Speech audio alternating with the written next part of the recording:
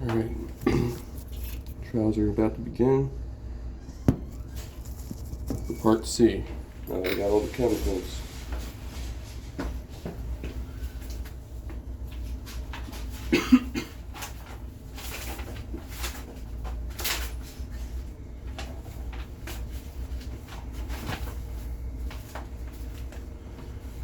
So one of the variations I'm doing here is, instead of using a universal indicator, I'm going to be using the traditional method of a litmus paper test in order to account for the pH for each of the solutions we'll be mixing.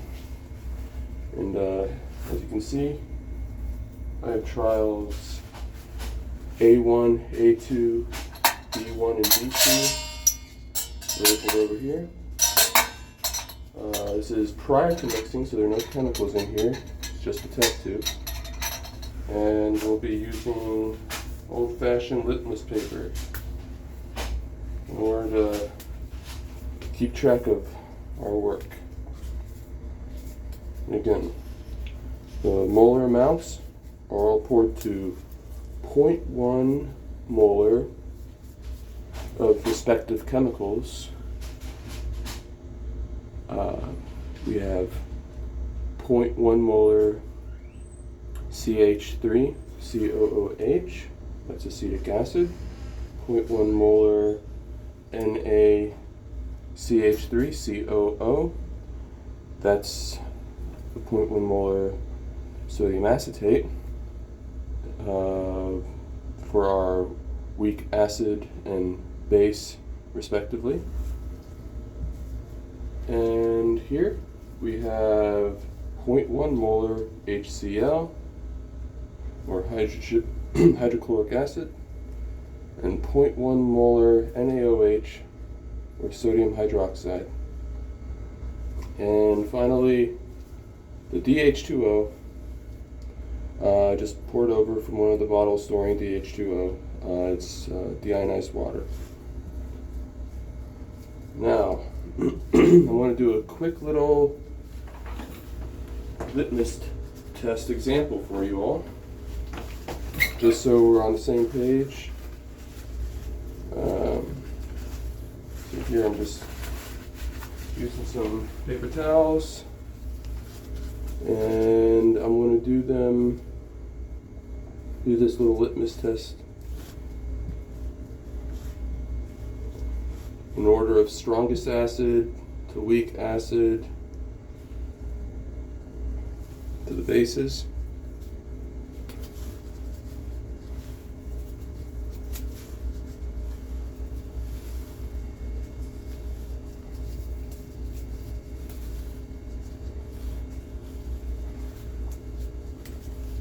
And this way we can kind of be on the same page as to what the pure chemicals look like before I actually begin the trials. And I'll actually do an extra little litmus test at the far corner here, vertically, for the DH2O.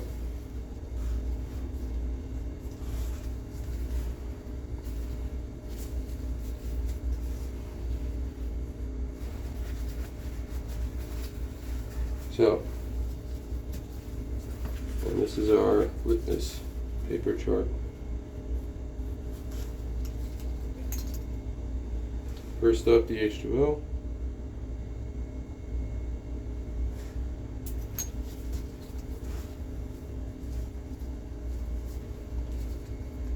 This is the infamous hydrochloric acid I'm working with.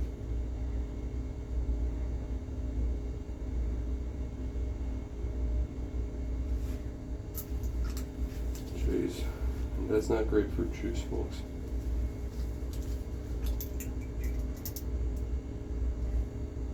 That was the 1 molar HCl. Now going on to the acetic acid.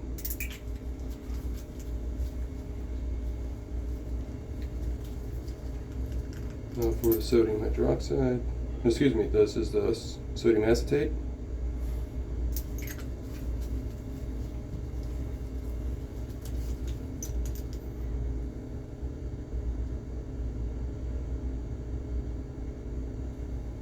That's the NaOH.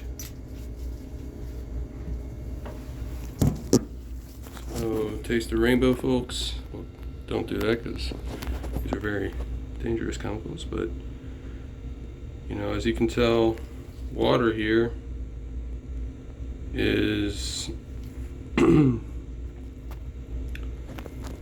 looks like it's closer to 6.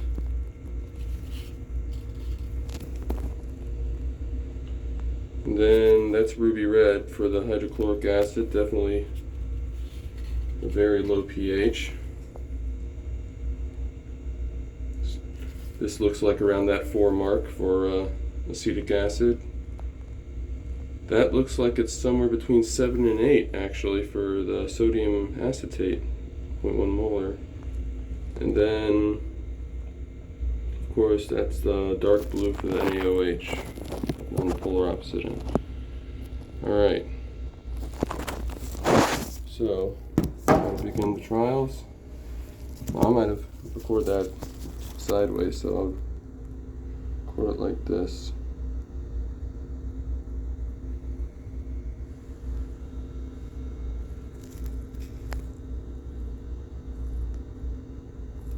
Alright.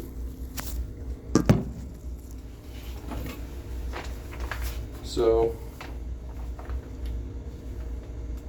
first step says transfer 10 drops of 0.1 molar CH3COOH to wells A1 and A2.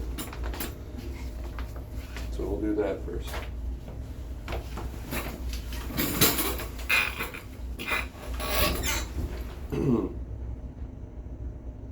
And that's 0.1 molar CH3COOH. This is what we start with. And that's 10 drops to A1 and A2.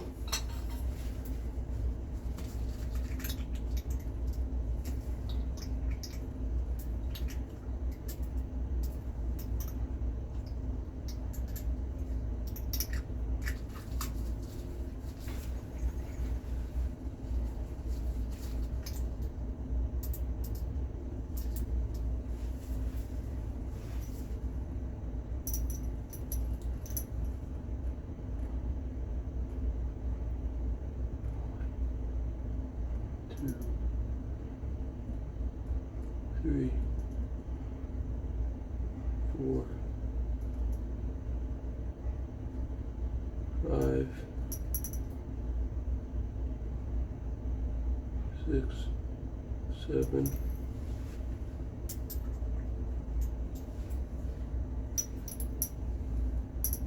8, 9, 10.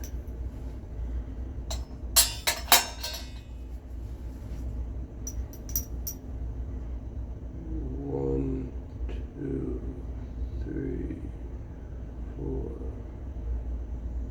5, 6, 7,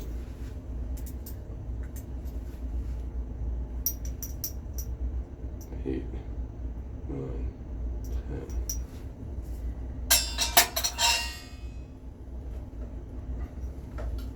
Looks about even.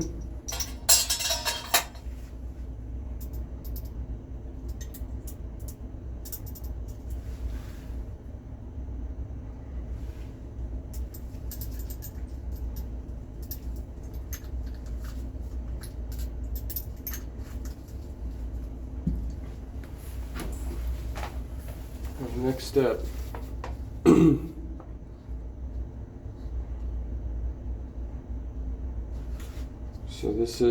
So we don't have the 75 millimeter test tubes. That's the only thing. So we're using larger test tubes here. This is about 150 mils. That's what we got at our disposal. Now it's telling us to note to color. So this should be proportional to this litmus test right here, folks. And for the sake of consistency, I'm going to dip the litmus test paper in there.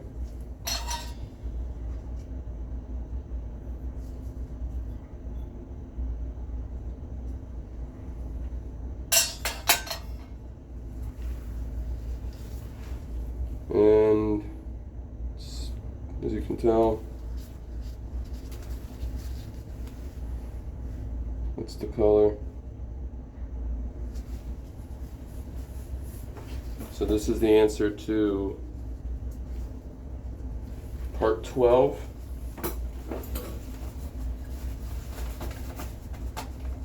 Make a note of that.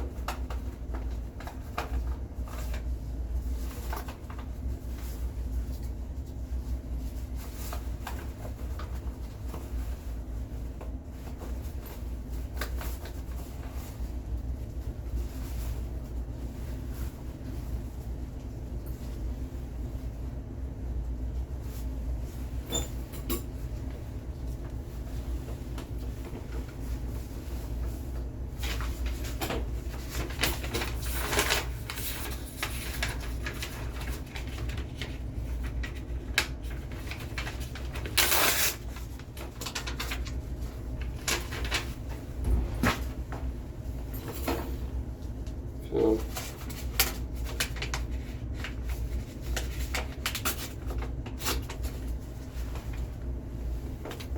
say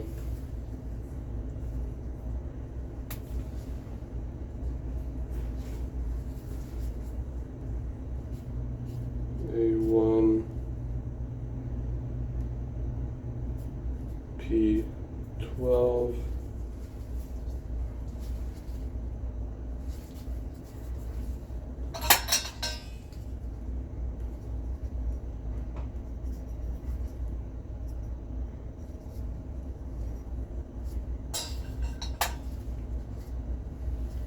You might actually be sacrificing drops here, folks, so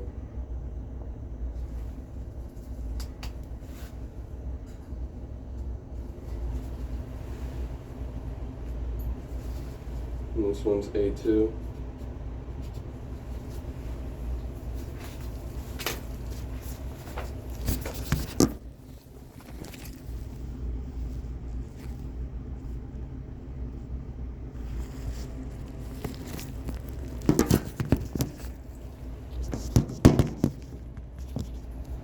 Not sure if this is being filmed.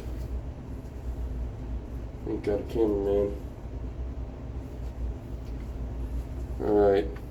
Next, compare this color of the solution with the pH color chart with the universal indicator. And we compared it.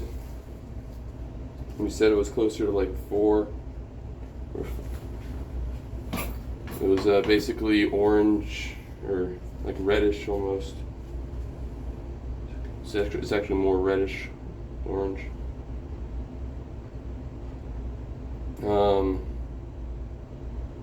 Next is 10 drops of 0.1 molar NaCH3COO or CO2.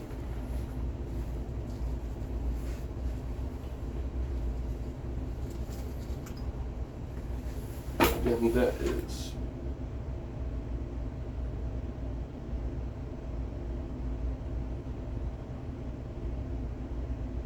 10 drops.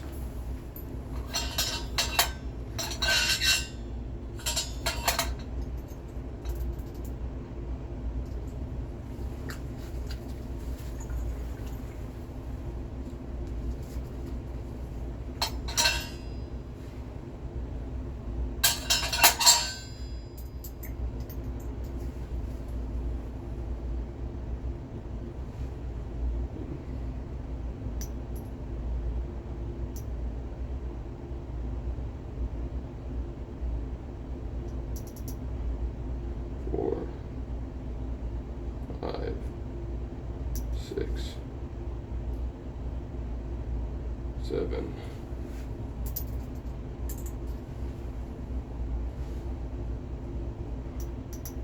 8, 10.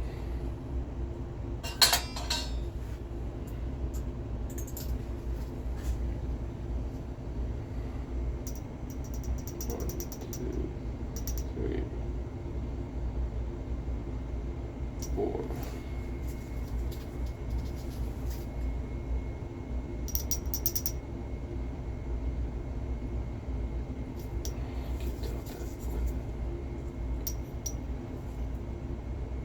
Five, 6.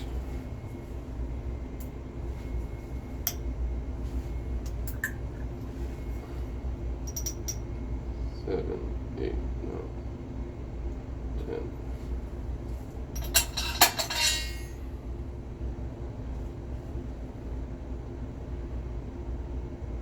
Alright.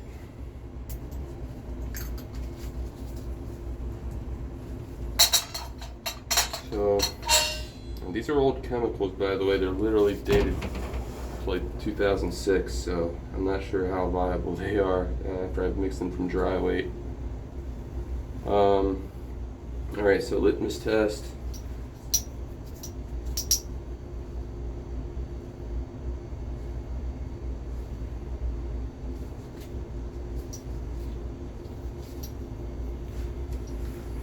Okay, saying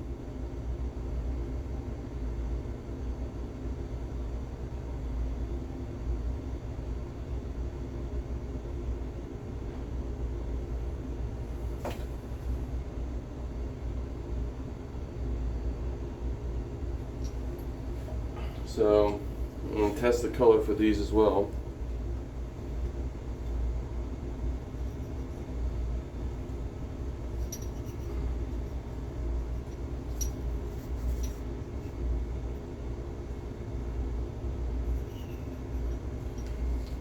And check it out, it's like basically neutral.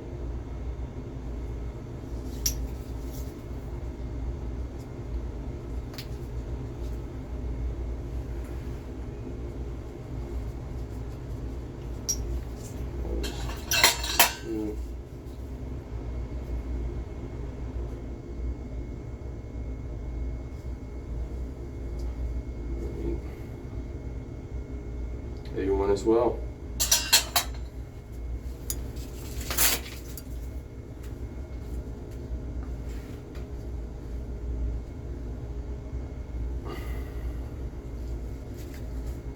A little bit on the orange end though. But, I mean, now mind you, there's probably a lot of fumes going on in here. I'm going to start removing stuff that might be causing that.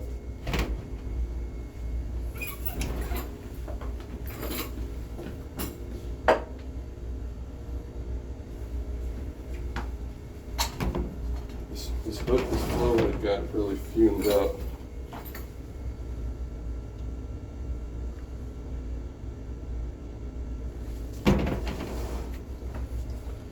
That's why I'm a little bit worried, because there's a color change over here.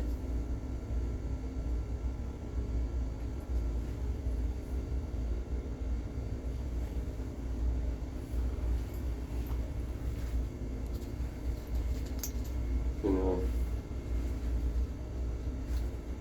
So I'm just going to do something fun here and show water.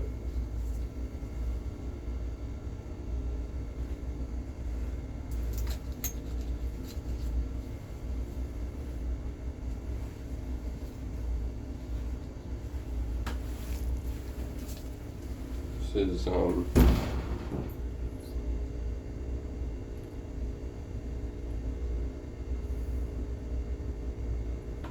this is part 13.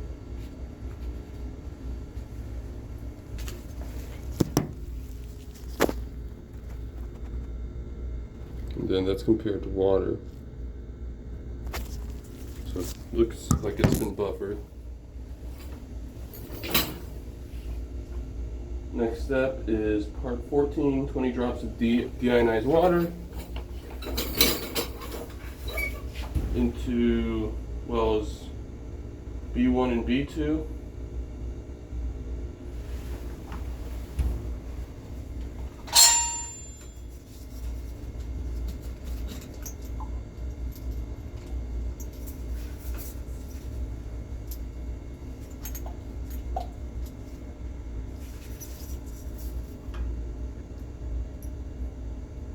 One, two, three, 4, 5, 6, 8, 9, 10, 11, 12.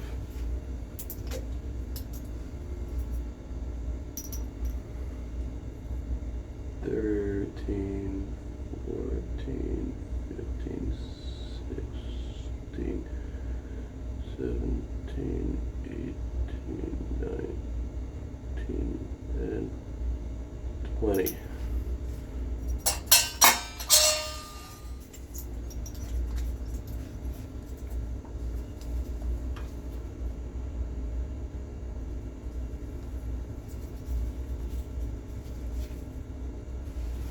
Alright.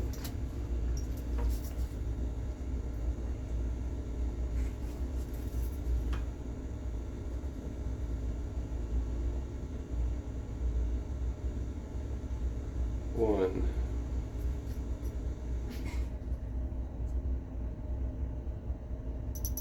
two, three, 4, 5,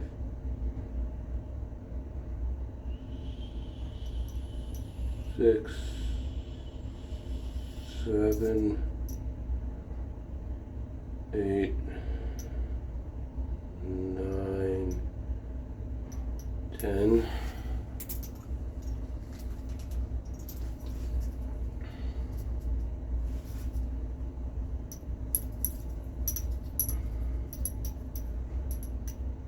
11, 12, 13, 14, 15, 16, 17, 18, 19, 20.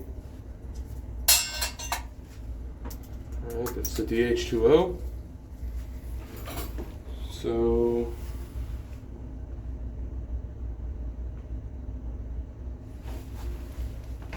as we mentioned before, that was water, and water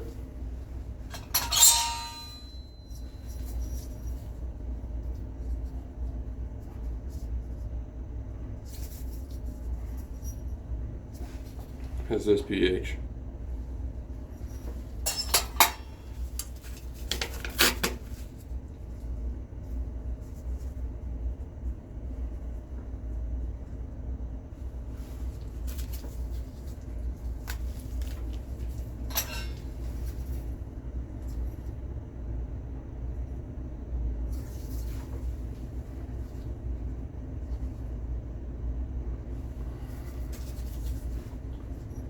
This is B1 and B2 water.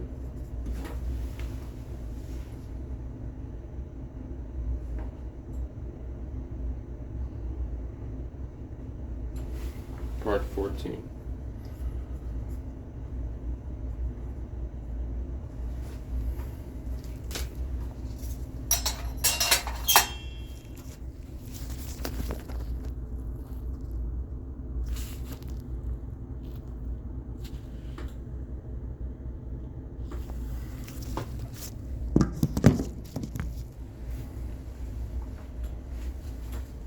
Next, we have effects of a strong acid. So we're going to work on part 15 now. Add 5 to 6 drops of 0.1 molar HCl to wells A1 and B1. Estimate the pH and record each pH change. So I'm guessing it's going to be a lot more acidic on B1 than it will be on A1. So there'll be a significant pH change. It'll probably still be red with B1. So I want to do just 5 drops. You know, nothing too extreme here. This is a strong boy, so let's be mindful of strong chemicals here. HCl.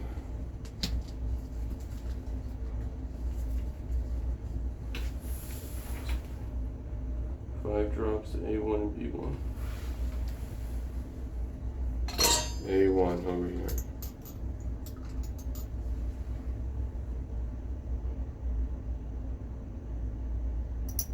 One, 2,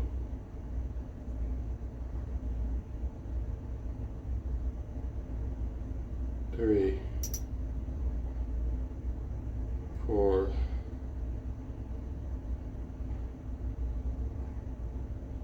5.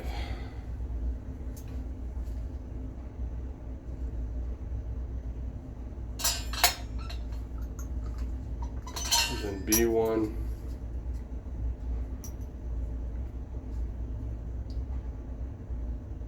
One, two, three, 4, 5. All right. Moment of truth. Again, this is going to be part 15. Part 15. A1 and B1.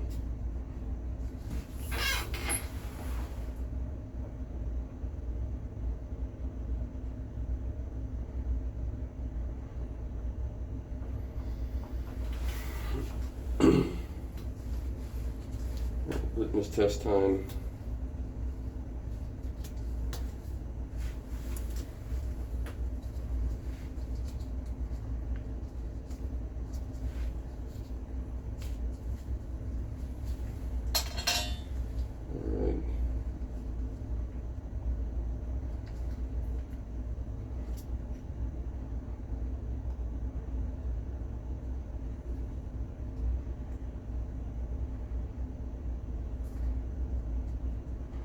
Wow.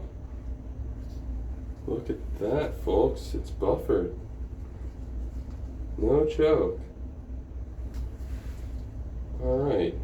That's something. That's a success. Look at that. Barely any red. And let's compare it to its antithesis over here. This is the mean guy. Ooh, definitely B1 with the water has no resistance. So ladies and gentlemen, this is how your blood works. It buffers out any acids and stuff. Check that bad boy out. Of course, A1 is buffered against the HCl, and B1 has no buffer. That's just the HCl dissociating in the H2O. So it's going to be red. That buffer's working on the left there, folks. That's part 15. So far, so good. Man, eureka. That was worth it.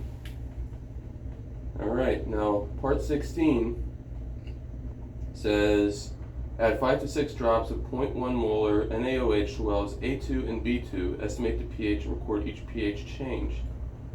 So, again, this is going to be a similar case, except on the polar opposite end of the spectrum. I'm guessing B2 is going to be nice and dark blue. It's just NaOH disassociating its sodium ions and leaving the OH in there. The hydroxide ions free floating, thus creating a very alkaline or basic solution. It'll be dark blue, I'm guessing. And for A2, that's the buffer. So let's see if there's going to be much of a change there.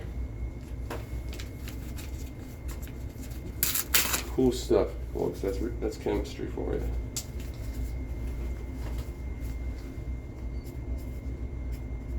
Part 16. Trying to pick a spot that's not too wet here from the spill earlier. A2 and B2.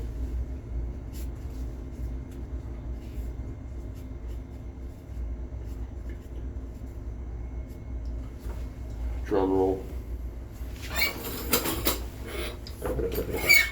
Alright, 16. So now I'm going to add the 0.1 molar NaOH to A2 and B2 at 5 drops each.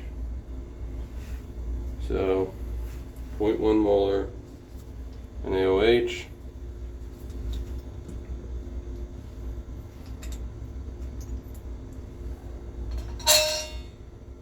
Oops. Be careful here.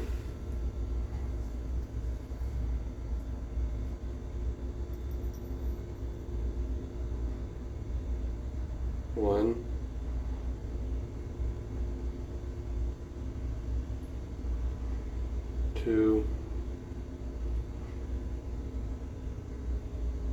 3,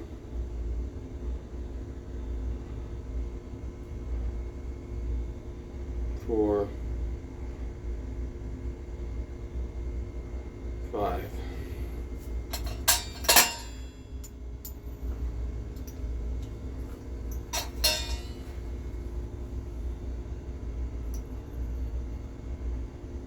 One, 2, 3, 4,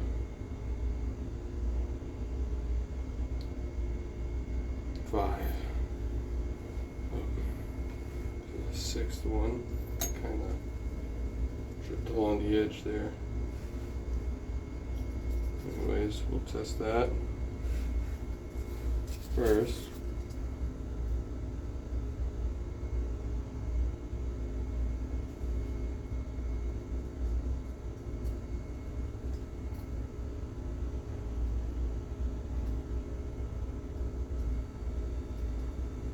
Ooh. I don't know. That's pretty darn blue.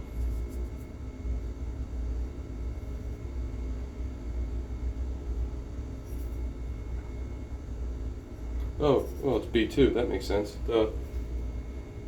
Okay, cool. So that's B2 for you. Pretty darn blue. No buffer in that puppy.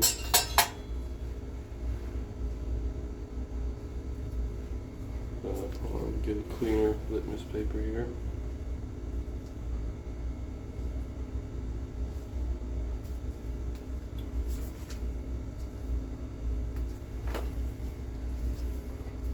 Alright, now A2 is up to bat.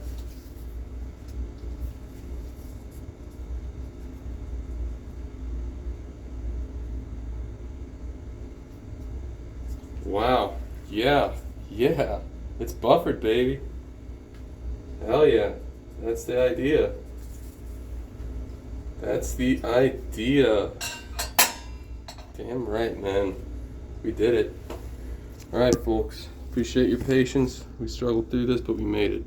We got some buffered A2 and B2. Or buffered A2 versus non-buffered B2 with the water. And this concludes part C. So again, part 12 again, part 13, part 14, part 15, part 16. Alright. The reason why there might be some color change FYI in the lab, because this was under the same flow hood I was working with the high concentrated hydrochloric acid at 12 molar, and that thing has like acid gas. It's nasty. It's rough stuff, folks. So voila, we did it.